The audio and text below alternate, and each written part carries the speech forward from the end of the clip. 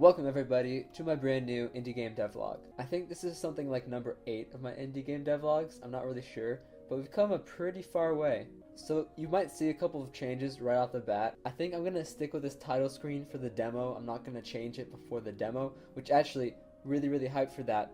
The demo is going to be coming out probably in a few weeks for this game, and I'm going to be giving it to you guys for free for testing. But yeah, I have some really awesome changes for you today. I've done a ton of stuff, mainly artwork and mainly recoloring a lot of the stuff. Oops, hold on. I don't want you to see that just yet. Alright, so I've just skipped through the dialogue. Now we're going to go over here and we're going to show you the new art. So just take a look at this for a second.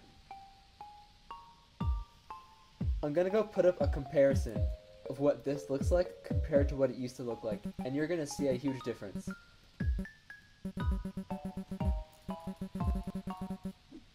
The background, the colors, the tiling, it's all improved and it's all so much better and nicer looking. You can see this tree over here, look at that, the colors look a lot nicer. You can see the dirt looks so much better.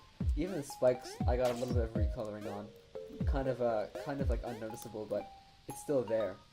And this crate over here looks just so much better. The slimes are recolored, the rock is recolored, pretty much everything. The entire environment has been just recolored and made to fit into the actual environment and blend together a lot better. And the same goes for the clouds too. Now of course, just like every indie game devlog, there's been tweaks and there's been balance changes, but the main focus of this one is really around the art style. But the main focus of this one is really around the art and just making sure that it really works for the player and that it's actually like visually attractive. I think I still have a little bit of work to go on that, but I still think it's coming along quite nicely. You can see I did the platform a little bit, I changed that up a little bit, it looks a lot nicer, it looks more like a platform instead of like this shriveled up little like slab or whatever. And you can see up here on these vines, they have a nice little animation. I think it's pretty cool, adds a bit of feel. And there are a couple other animations that I just improved, like my player dash sprite. You can take a look at that. It looks a lot smoother like that, I think, than it was before. Even though it's only one extra frame, it still looks so much better. Alright, and so there are a couple more enemy recolorings, mainly this bat. I think this was actually the last one, but it's like purplish now, and it makes it feel like, just like, I don't know, like more popping out of the background, and like more like an enemy, and more part of the world. So I reworked a bit of the dialogue as well, not too much though, but you can actually see over here, the lamp sprites are a little bit different, and so are the house sprites. I changed the house sprites just a little bit to make them seem like they pop out a little bit more, just like I did with the other stuff. So that's looking pretty cool, and the same thing for the wooden blocks as well. They also look a bit nicer too. I changed the saturation and values just a little bit, and I think it makes it sort of look like it's matching the dirt. Oh, I completely forgot. Okay, so the background looks so much nicer, doesn't it? It actually looks like it's a background and that it's actually there and it exists.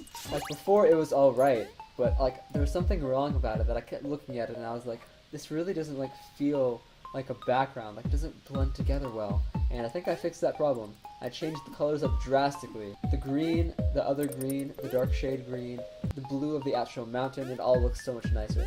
And that brings us to the next part over here, where we have our changed up stone bricks and stuff like that, and our ruinous entrances.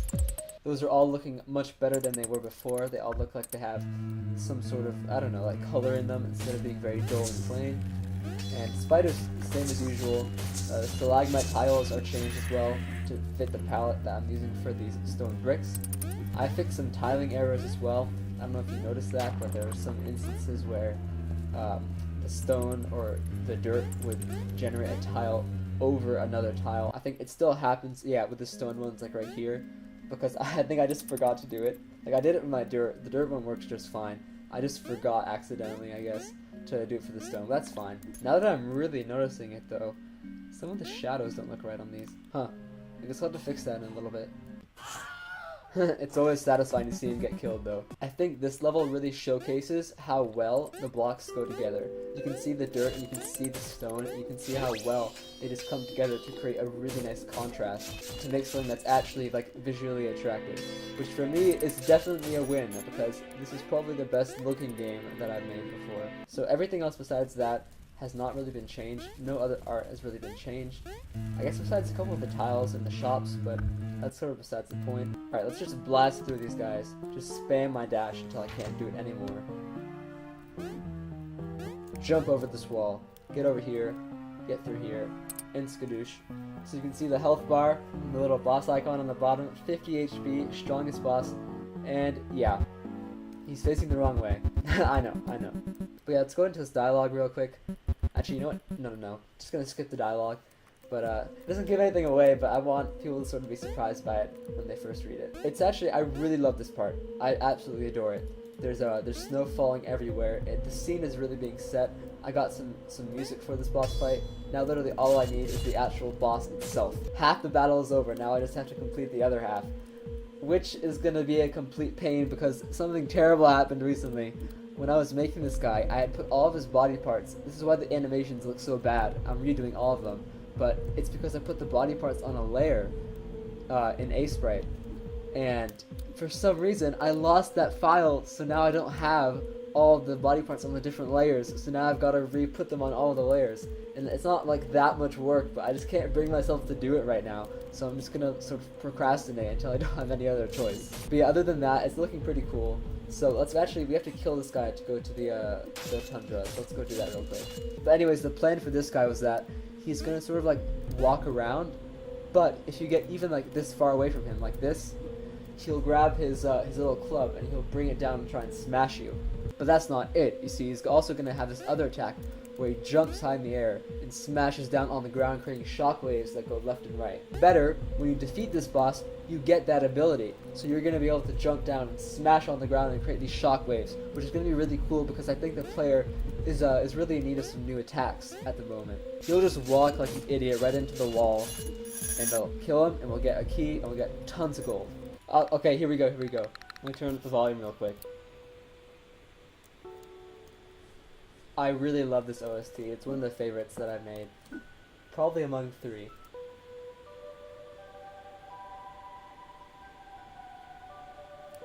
Okay, I'm not going to sit here the entire time and just make you listen to the soundtrack, but you can see it fits beautifully with the environment, I feel like.